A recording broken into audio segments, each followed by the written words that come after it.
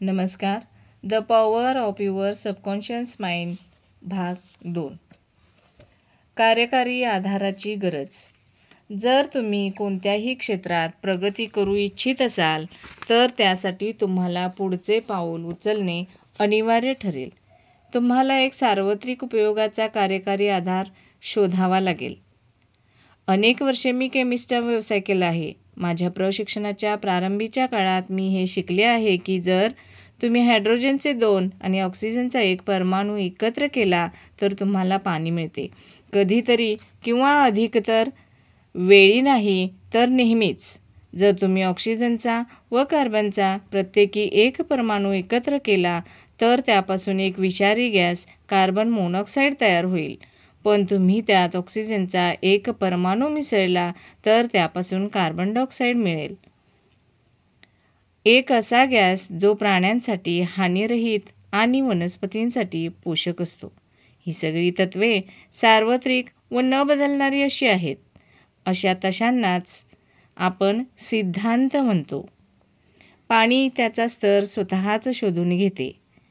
हा एक सर्वसंमत सिद्धांत आहे. हा सिद्धांत प्रत्येक वेळी प्रत्येक ठिकाणी पाण्याला आणि पाण्यासारख्या सगळ्या तरल द्रव पदार्थांना लागू पडतो. इजिप्तच्या लोकांना हे नियम माहीत होते. अवाढव्य पिरॅमिडच्या पायाचा समतोल राखण्यासाठी त्यांनी याच नियमांचा वापर केला. आज आधुनिक काळातील इंजिनियर्स देखील सिंचन योजनेपासून जलविद्युत शक्तीच्या योजना बनवण्यासाठी याच नियमांचा वापर करतात. आणखीनच एक उदाहरण घ्या ना. उष्णतेने पदार्थ प्रसरण पावतात. हे कोणत्याही वेळी कोणत्याही परिस्थितीत कोणत्याही ठिकाणी सत्य आहे. जर तुम्ही लोखंडाच्या तुकड्याला तापवले तर तो प्रसरण पावतो. मग ते लोखंड चीनमध्ये असो, इंग्लंड किंवा भारतात असो किंवा पृथ्वीभोवती प्रदक्षिणा घालणाऱ्या अंतरिक्षयानात असो. पदार्थ उष्णतेने प्रसरण पावतो हे एक सर्वव्यापी सत्य आहे. तसेच हे एक सर्वव्यापी सत्य आहे की तुम्ही तुमच्या अचेतन मनावर जी छाप टाकता ती परिस्थिती, तो अनुभव आणि त्या घटनेच्या रूपात ते व्यक्त होत असते.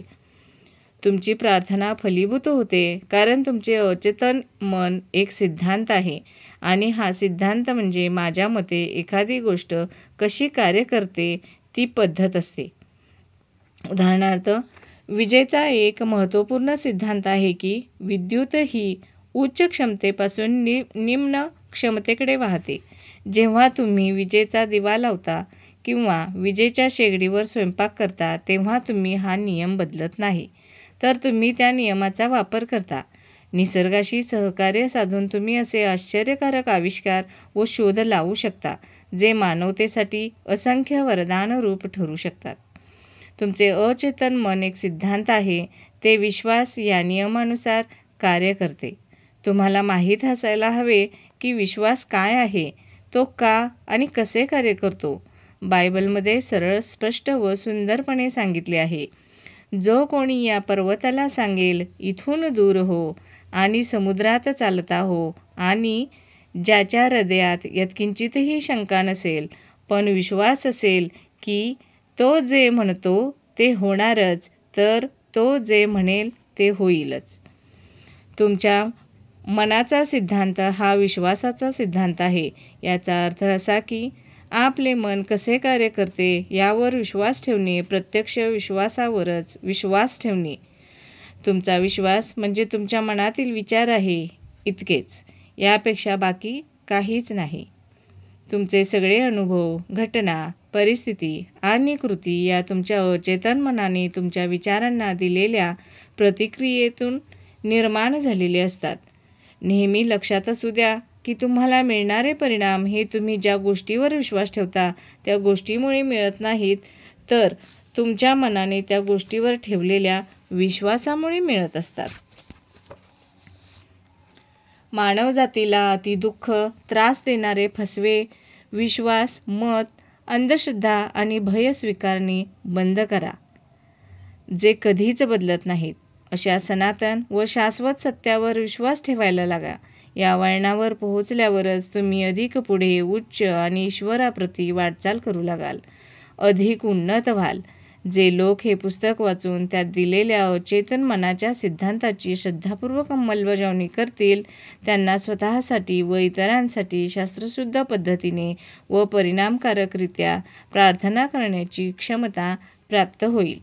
क्रिया आणि प्रतिक्रिया या शाश्वत नियमानुसारच तुमच्या प्रार्थनेला बळ मिळत असते. विचार म्हणजेच प्रारंभिक क्रिया असते. त्या विचाराला मिळालेली प्रतिक्रिया म्हणजे तुमच्या अचेतन मनाने दिलेला प्रतिसाद असतो, जो तुमच्या विचारांशी सुसंगत असतो. तुमच्या मनात सुसंवादिता, आरोग्य, शांती आणि सद्भावना संकल्पना भरून वाहू द्या. मग पहा, तुमच्या जीवनात चमत्कारच घडायला लागतील. धन्यवाद.